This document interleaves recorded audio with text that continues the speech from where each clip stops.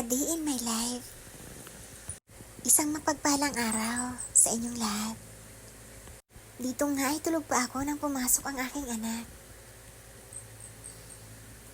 Maaga siyang nagigising palagi dahil dito lang siya nagtatrabaho sa aming bahay. May hinahanap yata siya kaya naligaw siya sa kwarto ko. Ito nga at nakanganga pa ako.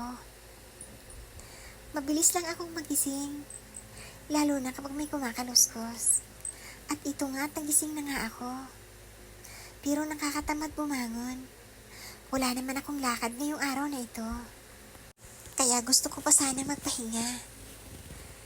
Pero kapag natulog ako, baka tanghali na talaga ako magising.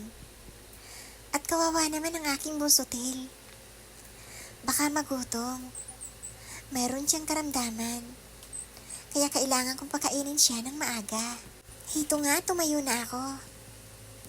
Bubuksan ko muna ang aking dasal sa umaga. Dito sa silpon ng aking pamangkin. Shoutout nga pala sa iyo, pamangkin. Maraming salamat nga pala sa ibinigay mo sa akin na silpon. Ginagamit ko lang ito sa pagpapatugtog at saka sa pagdarasal tuwing umaga. Kaya dito lang ito malapit sa Bible. Maya-maya nga pala tatayo na ako. Magdadasal muna ako ng konti.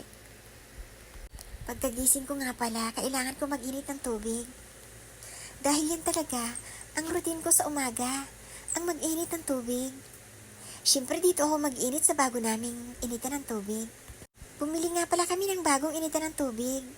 Dahil pinamigay na namin yung isang luma naming initan. Napakatagal na kasi noon. At pagkatapos ko nga palang mag-init, bibili nga pala ako ng tinapay sa tindahan. Dahil meron naman kaming palaman dito. Isasaksak ko na nga ito para mainit na yung tubig ko. Gusto ko na rin uminom ng mainit. Sumasakit kasi yung sikmura ko tuwing umaga.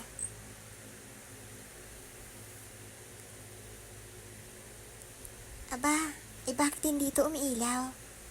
Naku, Mami, sira na ang termos mo. Bakit ganito? Kakabili lang natin, sira na agad.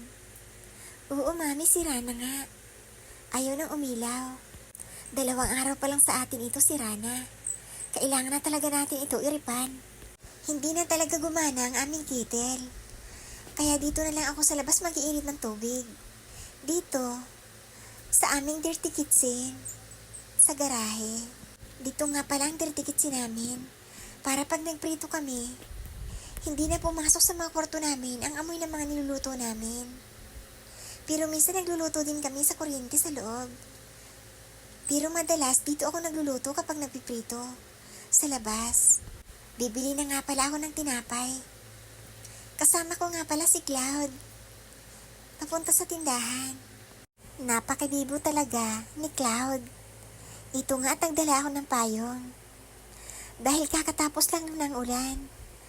Baka may tira-tira pang ambon. At magkasakit ang amin si Cloud. Iniiwasan talaga naming magkasakit kami. Lalo na ang mga bata. Dahil sobrang krisis kami ngayon. Tao po. Pabili nga pala ng buns.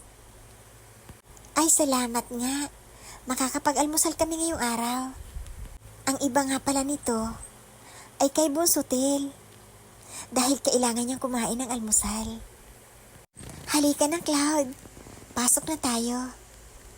Dahil mamaya, papatulugin na kita. Ganito nga pala kagulo sa aming garahe. Maraming kalat. Dito rin sa bandang loob marami ring kalat. Dahil yan yung mga pang-apilit namin. Ito nga pala ang palaman namin sa tinapay. At sobrang gutom na ako ngayon. Kakain muna kami ni Cloud ng tinapay. Bago ko siya patulugin. Inayos ko na nga palang higaan niya kanina. Para pagbalik namin, matutulog na siya. Alam niyo ba na, mahirap patulogin ang batang ito. Pinipigilan niya lagi ang antok niya. Pero ngayong araw maswerte ako. Dahil natulog siya ng maaga. Salamat, Cloud, natulog ka na ng maaga. Paalam na nga po pala sa inyong lahat. See you next vlog na lang. Bye-bye na po, ingat kayong lahat.